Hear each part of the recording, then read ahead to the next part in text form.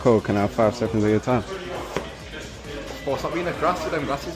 I just need 5 seconds. Yeah, I've seen this TikTok trend. Thank you very much. I've seen it.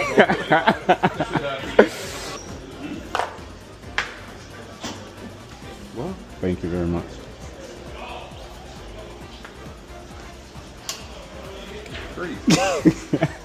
Could I have 5 seconds of your time, please?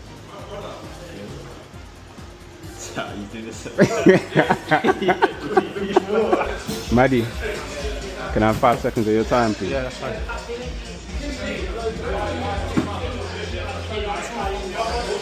Yeah, thank you, bro. Wait, what? Thank you. I just needed 5 seconds. What was that? I just needed 5 seconds. I have 5 seconds of your time, please.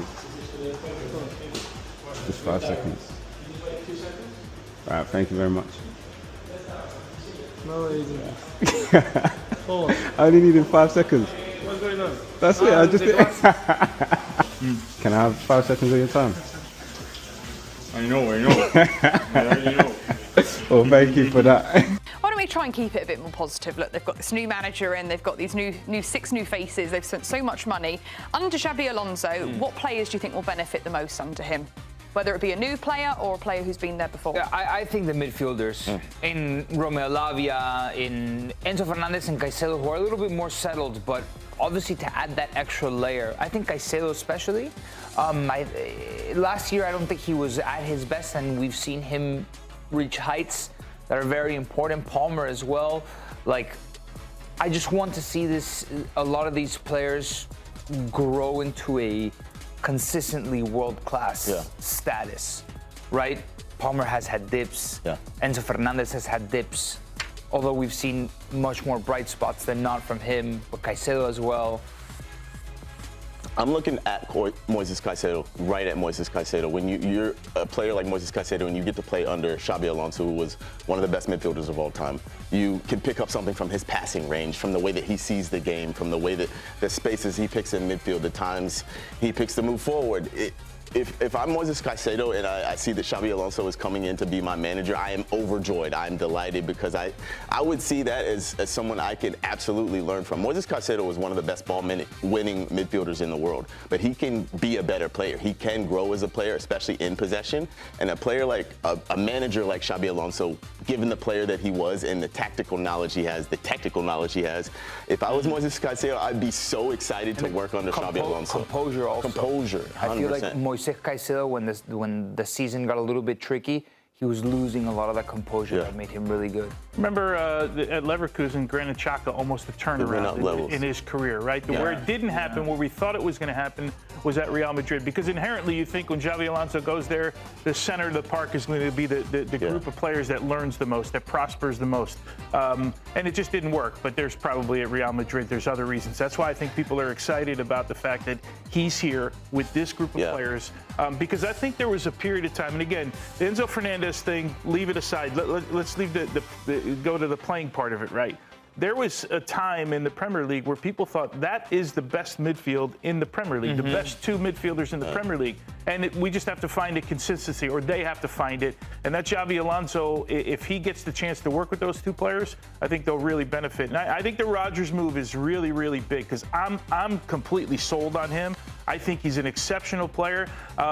Pedro Neto, I'm not sold on. Like, I always feel like I leave a game wanting a little bit more, right? Give me a little bit more. And then there's a moment of brilliance, but then there's, 80 minutes where it's almost there, right? And I think Rodgers kind of changes the narrative there. Feels like if they're not winning a Champions League, a Premier League, it isn't a good season.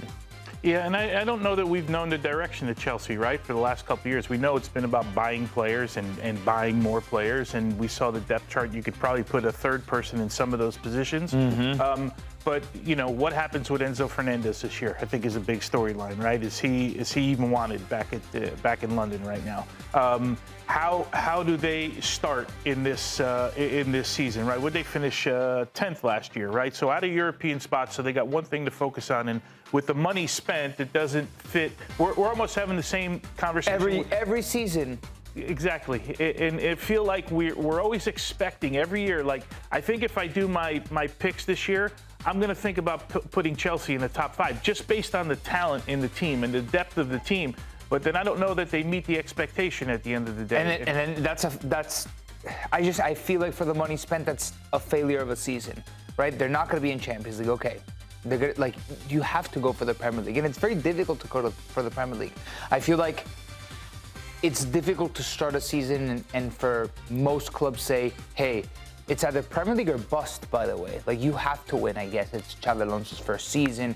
You got to give him some time to settle.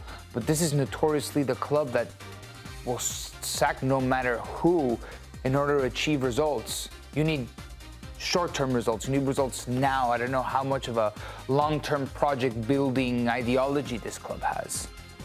Chelsea are so up in the air, like you guys said.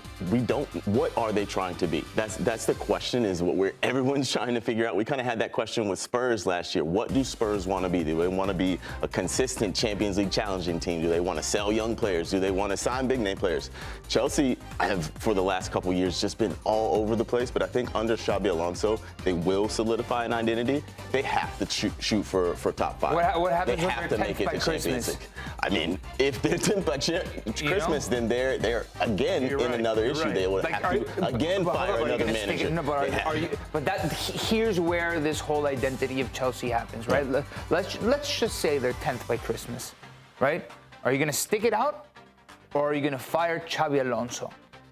I feel like if you fire Xabi Alonso, history tells you they're going to fire Xabi Alonso. Right? I was just going to say. Right, and that's what we've been waiting for them to turn it around and for them to be a different Chelsea than what we've seen. A different Chelsea would be, okay, we see some progression. Okay, we're in 10th. I don't think they're going to be in 10th, but somewhere around the outside of European spots. Let's stick with Xabi Alonso because we see the direction we're going. That's just not been the history. Chelsea's pre-season preparations continue to gather momentum in Australia, and in this alternate football story, Xabi Alonso has almost a full squad available as more players arrive ahead of the Blues' highly anticipated clash against Tottenham Hotspur. The atmosphere around Chelsea's training camp has completely changed over the last 24 hours. What began as a relatively small group has now transformed into a lively and competitive environment, with familiar faces and new arrivals all working together under the watchful eye of Xabi Alonso. One of the biggest talking points is the arrival of Moisés Caicedo. The Ecuadorian midfielder looks refreshed and immediately joins tactical exercises, helping dictate the tempo during possession drills. His energy in midfield quickly raises the intensity of the entire training session. Nicolas Jackson also returns to the squad full of confidence. The striker appears determined to impress, making intelligent runs during attacking drills and linking up well with teammates.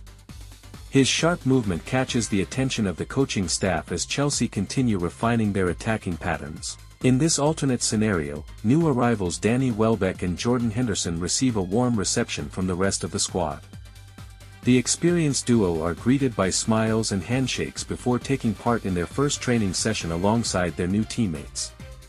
Welbeck wastes little time adapting to Xabi Alonso's methods.